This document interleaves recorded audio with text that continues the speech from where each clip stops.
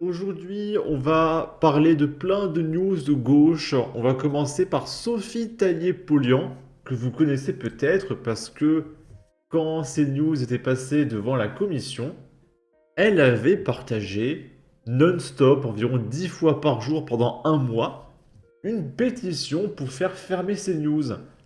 Et là, en ce moment, l'ARCOM renouvelle les différentes chaînes TV. Et justement, CNews est passé face à l'ARCOM. Et du coup, Sophie Taillé-Polian a recréé une nouvelle pétition pour supprimer C8 et CNews.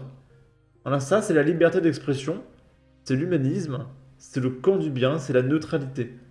D'accord? Je sais pas si elle s'est prise la tête à faire une nouvelle pétition. Non, même pas, elle a copié-collé, c'est vraiment la même chose. Il y a encore Zemmour ici, alors qu'il n'existe plus.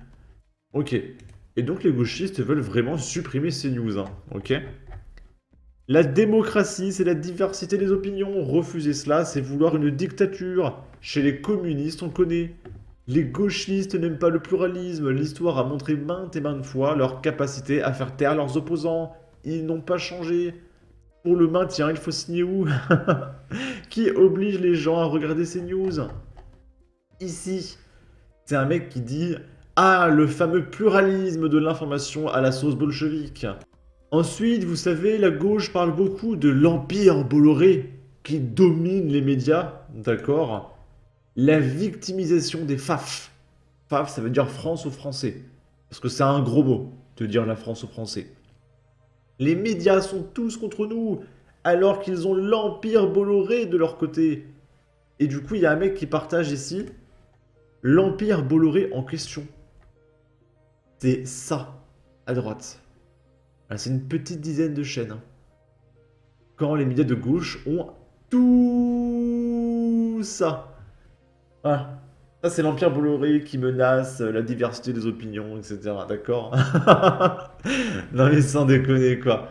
Ils ont pas honte, ils ont pas honte. Là, c'est Mediapart qui partage, malgré des efforts à gauche, l'Assemblée nationale reste blanche, bourgeoise et éloignée de la société mobilisée. Et ils ont fait des statistiques ethniques. C'est pas une blague, alors que c'est illégal. Et ils ont classé les députés selon leur couleur de peau. Alors déjà, imaginez une seule seconde, qui est, je sais pas, Jordan Bardella, qui écrit un tweet et qui écrit, voilà, l'Assemblée elle est un petit peu trop noire.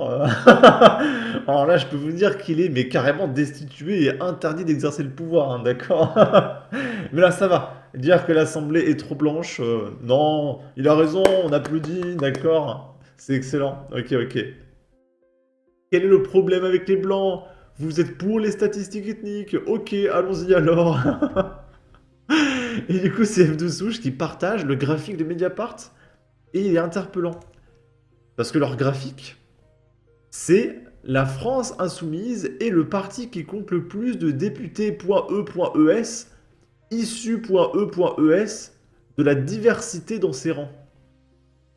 Sauf que leur article parle de bourgeoisie éloignée de la société.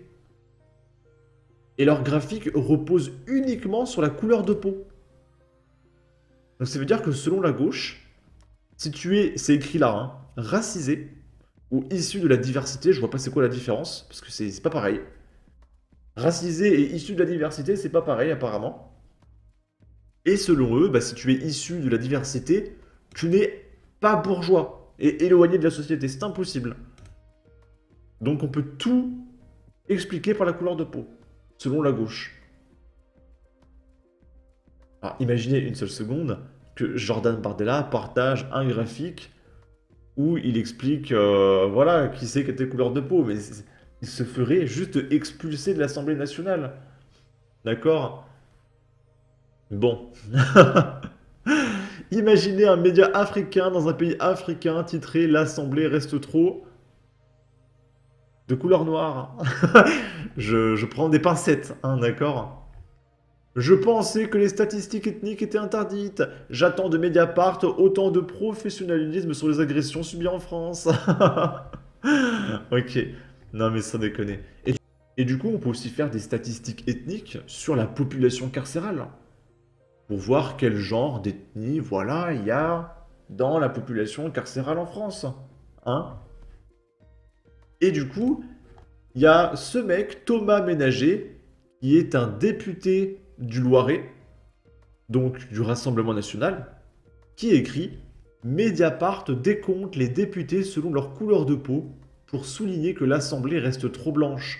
La nausée. Je procède immédiatement à un signalement au procureur de la République face à ces méthodes contraires à nos lois et à nos valeurs républicaines. Ok. Ici, c'est un mec qui partage, pendant ce temps, dans un univers parallèle. Et là, je peux vous dire qu'on est même dans une autre dimension, les copains, d'accord? L'impression grandissante d'être dans un régime totalitaire de droite dans lequel toute pensée de gauche devient systématiquement anti-républicaine. Sérieusement, a-t-on encore le droit d'être de gauche aujourd'hui?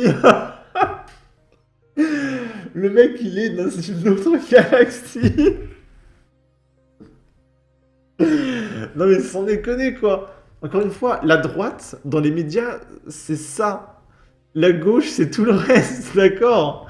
Mais a-t-on le droit d'être de gauche aujourd'hui, hein? Je sais pas les copains. Je sais pas. Ok. Je comprends toujours pas comment ils en arrivent là, à moins de subir un syndrome de persécution.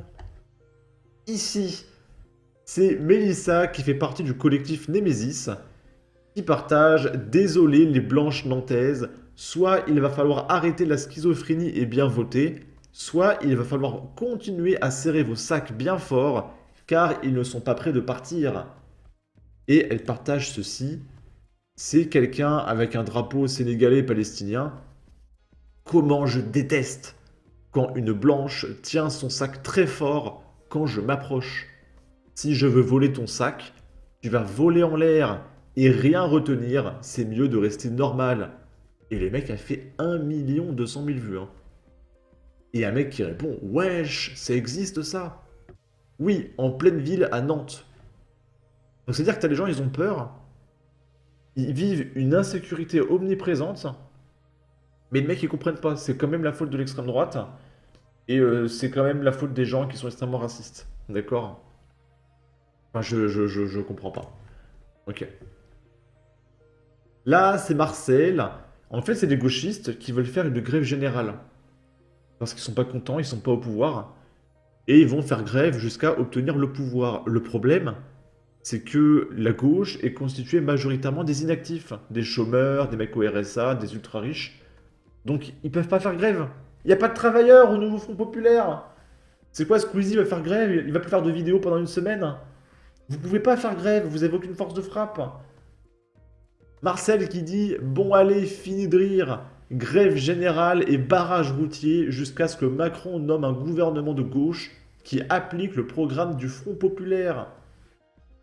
Et ici, c'est la CGT qui représente les travailleurs, soi-disant, qui est constituée majoritairement de gens qui votent RN, mais les dirigeants de la CGT, qui, je suppose, vu qu'ils passent sur tous les plateaux TV, je pense qu'ils gagnent bien leur vie, hein, ils parlent au nom des travailleurs comme étant de gauche. Je trouve ça absolument fascinant. Et du coup, la CGT appelle depuis quelques jours aussi à une grève, sauf que ça ne marchera pas, ils sont de droite, les travailleurs. Et elle écrit ceci.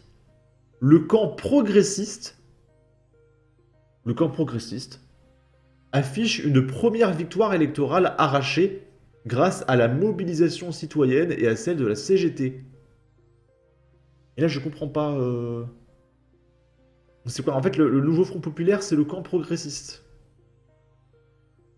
C'est-à-dire qu'il n'y a personne issu de la diversité au Rassemblement National, à la Macronie, personne qui est homo. Hein, comme par exemple, je sais pas moi, Gabriel Attal, le Premier ministre. Non, c'est pas le progressisme, ça. D'accord, ok. Je comprends pas. Hein. La CGT et ses organisations appellent solennellement Emmanuel Macron à respecter le résultat des urnes. Et je suis d'accord. Du coup, on va nommer Jordan Bardella Premier ministre vu qu'il a récolté 10 millions de voix. D'accord? Pas question de continuer sa politique économique et sociale violente. Le nouveau gouvernement doit être formé au plus vite, autour du programme du nouveau Front populaire. Le 18 juillet prochain, la Fédération CGT des cheminots appelle ses syndicats à organiser en lien avec les structures interprofessionnelles des rassemblements devant les préfectures et à Paris à proximité de l'Assemblée nationale pour exiger la mise en place d'un gouvernement issu du nouveau Front populaire. Ne nous faisons pas voler notre victoire. Alors je rappelle que dans 2 semaines, il y a les Jeux Olympiques. La planète entière va voir ce qui se passe en France. Mais j'ai tellement hâte. Faites une grève, faites des émeutes, allez-y. Quand il y aura tous les touristes du monde entier, ça va être absolument merveilleux. Mais j'ai tellement hâte, vraiment. Et du coup, voilà le résultat des urnes dont parle la CGT. Là, on est en Bretagne. Macronie, 600 000 voix, 15 députés. Rassemblement national, 550 000 voix, 0 député. 0. Front populaire, 300 000, 9 députés. Et le reste, 160 000 voix, 3 députés. Et après, ces gens-là vont te dire que Emmanuel Macron doit respecter le vote des Français. Non mais c'est imbouffable. Vraiment, c'est imbouffable. Ok. En tout cas, n'hésitez pas à donner votre avis, votre opinion, à partager, liker, commenter. Ça aidera au référencement de la vidéo sur YouTube. Abonnez-vous, suivez-moi sur Twitter. Prenez soin de vous. Salut!